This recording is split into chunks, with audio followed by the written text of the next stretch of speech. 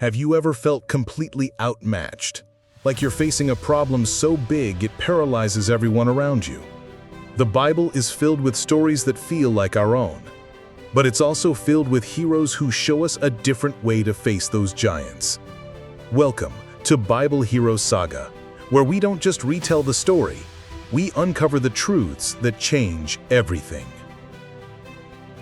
Picture this, the Valley of Elah. It's a standoff. On one side, the army of Israel, God's chosen people. On the other, the Philistines. And for 40 days, the battle lines haven't moved. Why? Because war isn't just fought with swords, it's fought in the mind. And Israel's mind has been conquered by a single voice. The voice belongs to Goliath. And you have to understand, he wasn't just a big guy. He was a psychological weapon. Encased in bronze, carrying a spear the size of a small tree, he was the living embodiment of overwhelming force. And his words were his sharpest weapon. Every morning and every evening, he verbally dismantled Israel's courage. He didn't just challenge them to a fight, he mocked their identity, their strength, and their God. He was waging a war of intimidation, and he was winning without throwing a single punch. Israel's greatest warriors were utterly broken by it. But into this theater of fear walks a shepherd boy. His name is David. He's not a soldier, he's a delivery boy, bringing bread and cheese to his brothers on the front line. And this is the first high-value lesson of the story. Sometimes the person who can see the problem most clearly is the one who isn't part of the system. He isn't a soldier conditioned to fear the giant. He's an outsider who only hears one thing: blasphemy. He hears the insult against his God. He sees the shame in his countrymen, and something inside him ignites. It's a righteous fire that fear cannot extinguish.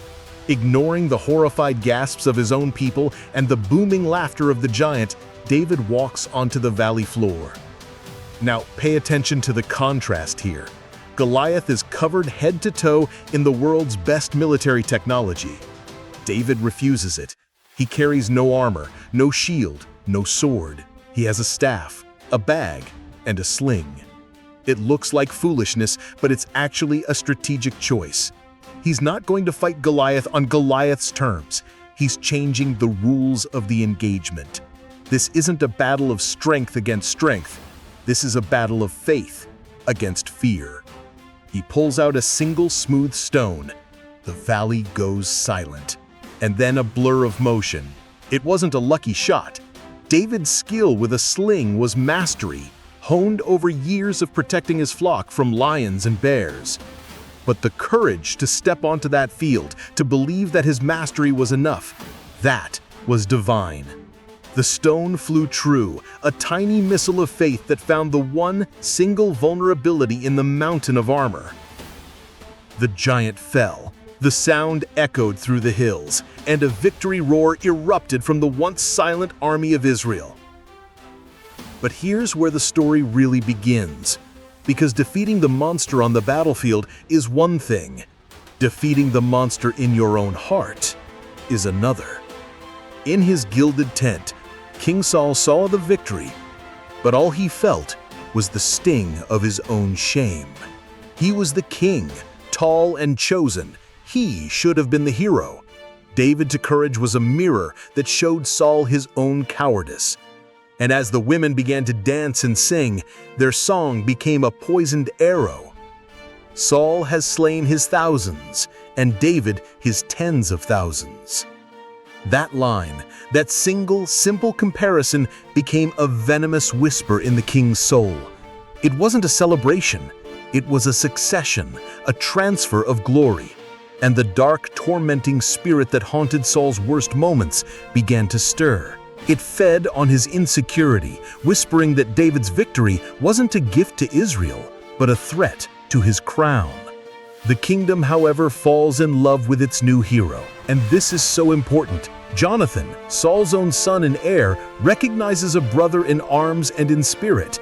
He makes a covenant with David, giving him his own royal robe and weapons. Think about that. The crown prince is essentially saying, "You are the one who should be leading." Saul's daughter, Michal, also falls in love with him. Saul's entire family recognizes the divine anointing on David. But Saul can't see it. Where they see a hero, he sees a rival.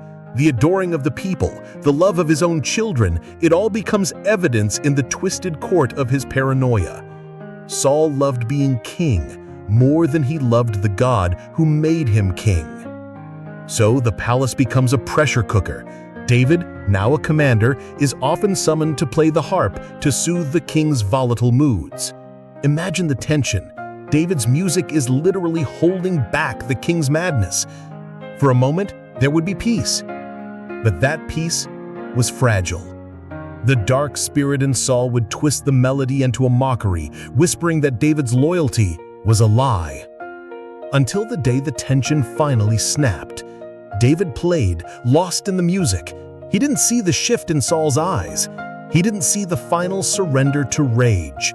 In one violent motion, Saul hurled the spear across the room. He wasn't just trying to hurt David, he was trying to pin him to the wall, to eliminate the perceived threat once and for all. David dodged. The spear splintered the wall, and in that ringing silence, everything changed. David fled into the night. From hero to hunted, from the palace to the shadows. The man he served now wants him dead. The kingdom he saved was now a cage. Every road was a risk.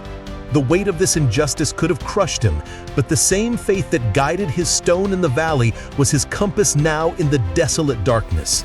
David had slain the giant that terrified an army, but he had unknowingly awakened a far more dangerous monster, the jealousy of an insecure king. David is now an outlaw, a fugitive of the state. He's running for his life with nothing but the clothes on his back. He has no food, no weapon, no plan. There is only one sanctuary he can think of, a holy city where a priest might offer him aid and a legendary sword from his past. But going there means putting innocent lives directly in the path of the king's murderous rage. His next choice will not only seal his own fate, but the fate of the only friends he has left. Join us next time for Bible Hero Saga, as the fugitive king must face the consequences of the massacre at Nob.